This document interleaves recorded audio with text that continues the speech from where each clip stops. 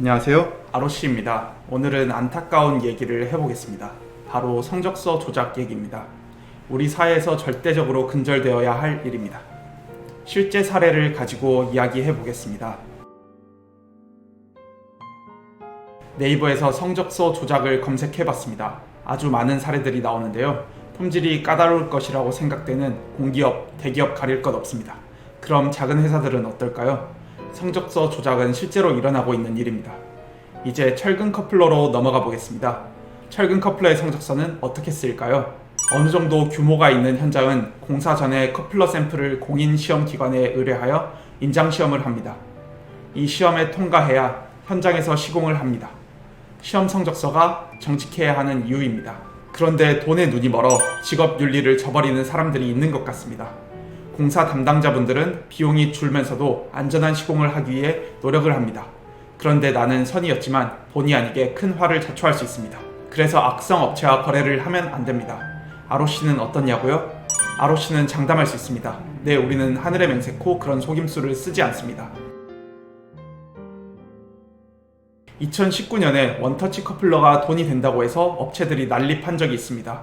이때 품질을 허위로 속여서 납품한 업체들이 많았습니다.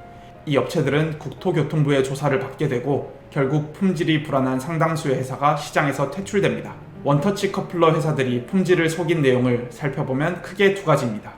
첫 번째로 일방향 인장 시험의 결과를 조작한 사례, 두 번째로 잔류 배능량 0.3mm 이하의 기준을 조작한 사례입니다. 참고로 이때에는 잔류 배능량 기준이 공고사항이었습니다. 당시의 국토교통부의 자료를 보여드리겠습니다. 먼저 일방향 시험을 조작한 사례는 허다하게 많았습니다. 2019년 당시 돈이 된다고 해서 급하게 카피해서 판매를 하는 기본도 안 된 회사들이 많았습니다. 현장에서 샘플을 채취해서 테스트를 해보니 결과값이 안 나왔다, 이런 얘기는 양반이고요.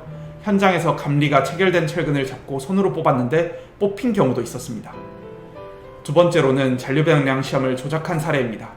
원터치 커플러임에도 불구하고 0.3mm 이내의 잔류 배능량을 충족한다는 업체들이 있었습니다. 토목공사나 도로공사 시방서가 적용되는 경우 잔류 배능량 기준을 충족해야 합니다. 그럼에도 조작된 성적서로 제품을 유통한 것입니다.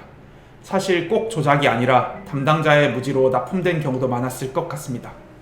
커플러가 쉬워 보이지만 공부해야 할 것들이 많기 때문입니다. 당시에 아로씨도 원터치 커플러 제품으로 공공기관 입찰에 참가하려다 시방서를 보고 포기한 적이 있었습니다.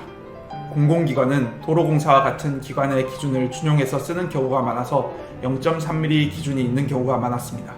그런데 다른 업체에서는 이미 납품을 여러 군데 하고 있었던 것입니다. 아래 자료를 보면 알 수 있습니다. 우리 회사는 정직하게 판매를 해왔습니다. 애초부터 원터치 제품은 슬립 기준을 만족하지 못한다고 밝히고 제품 카탈로그에도 기재를 해왔습니다. 국토부에서 여러 원터치 커플러 업체들을 조사했을 때도 아로씨는 아무런 연락조차 받지 않았습니다. 참고로 도로공사 시방서 적용 현장이라도 특별한 경우에는 감리의 허가를 득해서 원터치 커플러가 사용되는 경우도 있습니다.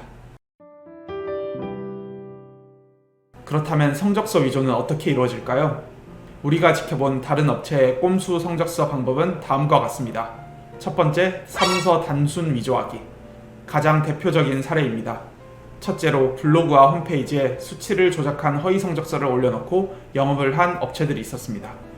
잔류 배능량과 일방향 인장 시험의 수치를 합격권의 수치로 임의로 조작한 경우입니다.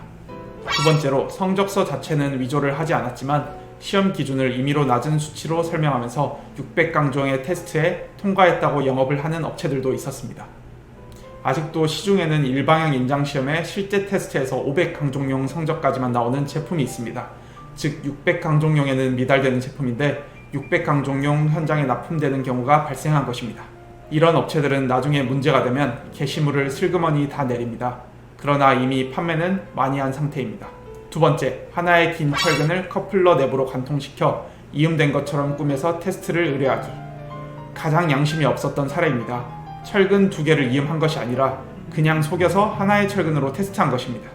이런 사례는 앞으로도 나오지 않을 것이라고 믿고 싶습니다. 세 번째, 시험 전 시료를 미리 당겨 잔류 배능량을 만들어 놓고 테스트 의뢰하기. 사전에 항복점까지 시료를 당겨 놓아서 잔류 배능이 충분히 일어날 만큼 만들어 두는 것입니다. 이런 시료를 시험 검사소에 맡기면 추가적인 잔류 배능이 발생하지 않습니다. 마치 100m 달리기를 하는데 나는 출발선에 서 있고 상대가 미리 99m까지 가 있는 것과 같습니다. 출발 신호가 울리면 상대는 한 발짝만 가면 됩니다. 반칙입니다.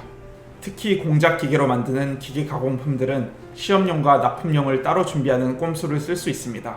주물 혹은 프레스로 대량으로 찍어내는 제품은 이런 꼼수를 쓰기 힘듭니다. 참고로 ROC는 주물, 프레스, 기계 가공 방식 다 있습니다. 이런 것들을 구매자가 매번 확인하는 것은 상당한 스트레스입니다. 무엇보다도 믿을만한 업체를 만나는 것을 추천드립니다. ROC도 그에 부합하는 건강한 업체가 될 것을 약속드립니다. 오늘은 성적서 조작에 대해서 업계에서 실제로 일어났던 사례를 가지고 이야기해봤습니다. 성적서 조작은 존재하며 조심해야 합니다. 업체들이 너도 나도 경쟁적으로 판매에만 열을 올리던 시기도 있었습니다. 바른 길이 아니기에 ROC는 그저 묵묵히 우리의 길을 걸어왔습니다. 꼭 저희가 아니더라도 양심적인 회사와 거래하시길 바라겠습니다. 감사합니다.